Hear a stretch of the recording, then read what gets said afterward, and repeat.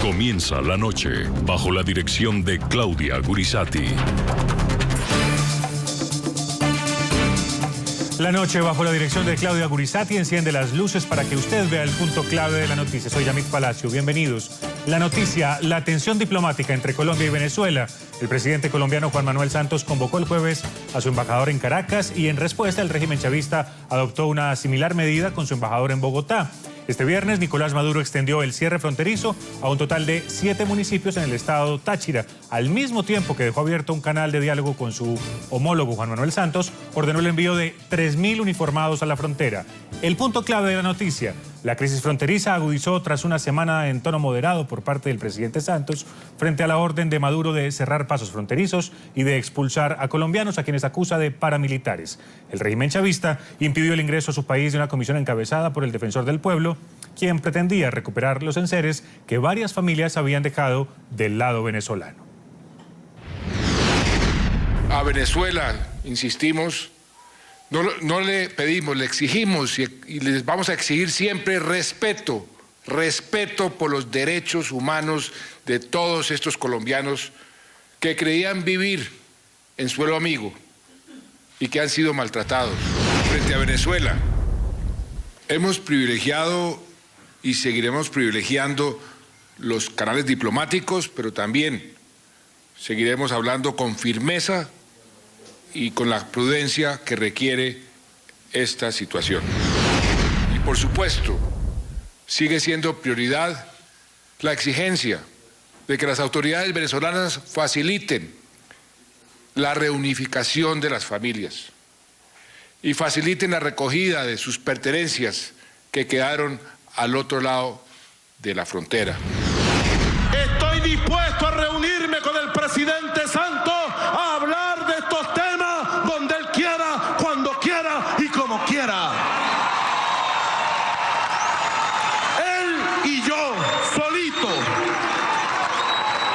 Y le pongamos el cascabel al gato, presidente Santos.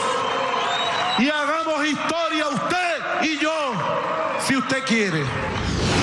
Por eso, para limpiar de paramilitarismo, de criminalidad, de bachaquerismo, de secuestro, de narcotráfico, es que he decidido cerrar la frontera de la zona número 2 en el estado Táchira, en los municipios de Lobatera, Ayacucho, García de Ebio y Panamericana. Lobatera, San Juan de Colón, La Fría y Coloncito. A partir de las 5 de la mañana se aplica un plan especial de cierre. Y he decidido movilizar 3.000 hombres de la Fuerza Armada para buscar a estos paramilitares hasta debajo de las piedras. El otro punto clave de la noticia: en medio de la crisis humanitaria y la tensión diplomática que ha provocado la expulsión de más de 1.000 colombianos de territorio venezolano, el gobierno del presidente Juan Manuel Santos solicitó una reunión extraordinaria de cancilleres de la UNASUR y también de la OEA. Por su parte, Nicolás Maduro rechazó cualquier intervención de la OEA en esta crisis y pidió a UNASUR la creación de una Comisión Suramericana de la Verdad para que, según él, vea la situación del paramilitarismo en la frontera. Mientras estos niños que poco entienden por qué fueron sacados de sus casas ahora duermen en improvisadas carpas que reflejan un alarmante drama humanitario, su futuro está cada vez más lejos de resolverse, luego de que la crisis fronteriza de la que ellos son las víctimas escalara al plano diplomático. Lo que comenzó como un diálogo pacífico entre las cancilleres de los dos países el pasado miércoles se convirtió en un escenario de tensión diplomática en cuestión de horas. Esto es gente humilde que vivía en Venezuela porque quería ese país, porque ese país había sido generoso. Muy injusto y muy infame. El cambio se debió a que el gobierno venezolano incumplió uno de los compromisos pactados en aquella reunión, en la que las cancilleres María Ángela Holguín y Delcy Rodríguez pactaron una visita de los defensores del pueblo de los dos países a la frontera, una cita a la que también acudiría el gobernador del estado Táchira. Muy puntual, la delegación de Colombia estuvo en el lugar acordado. Sin embargo, pasaron las horas y la parte venezolana nunca llegó, lo que motivó el escalamiento diplomático por parte del gobierno Santos. Y lo que hemos visto es una actitud del gobierno de Venezuela muy poco amigable con nuestros compatriotas y con los hermanos colombianos. Ante lo que muchos calificaron como falta de voluntad por parte del chavismo para solucionar este drama humanitario, el presidente Juan Manuel Santos subió el tono, llamó a consultas al embajador de Colombia en Caracas. No puedo permitir que Venezuela trate a los colombianos y trate al gobierno colombiano de esa forma. Por eso le he dado instrucciones a la canciller para que llame a consulta a nuestro embajador en Venezuela. Tuvieron que pasar 8 días en los que cientos de colombianos fueron deportados y sus casas destruidas en Venezuela para que Santos tomara tal decisión, en la que además hizo otro anuncio. Y que convoque una reunión extraordinaria de cancilleres de UNASUR. Queremos contarle al mundo, comenzando por UNASUR, lo que está sucediendo. La canciller Holguín complementó la reacción. Igualmente le hemos pedido al señor secretario general de la OEA que convoque igualmente a una reunión de cancilleres, una reunión extraordinaria. Transcurrió 1 hora y en el Twitter de la canciller venezolana apareció la respuesta del gobierno de Nicolás Maduro. Siguiendo instrucciones del presidente Nicolás Maduro, hemos llamado a consulta a nuestro embajador en la República de Colombia, Iván Rincón.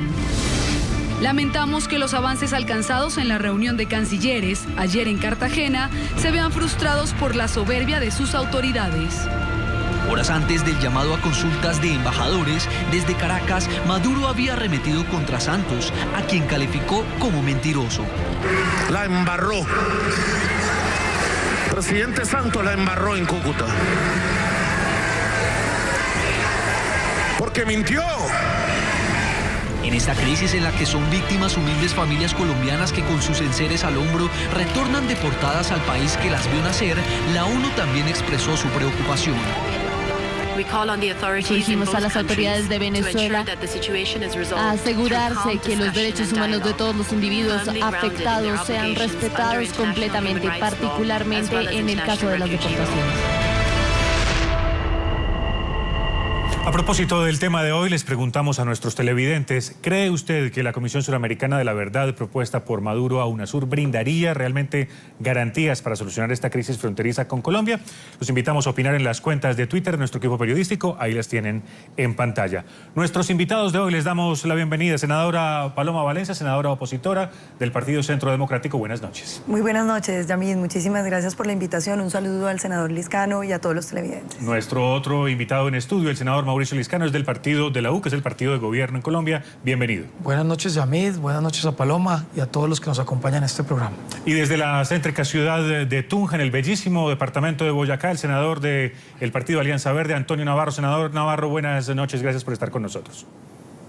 Buenas noches, encantado de acompañarlos. Les saludo a mis dos compañeros del Senado que están en este momento en Bogotá y muy indignados por lo que está pasando en Venezuela. Ya tienen ustedes, senadores, cuál ha sido el contexto de lo que ha pasado en las últimas horas, y empiezo por usted, senadora Paloma Valencia, para preguntarle qué opina de este cambio en las últimas 24 horas de la posición del gobierno, de una posición que buscaba privilegiar la diplomacia y que ahora plantea unos canales y unos mensajes tal vez más fuertes.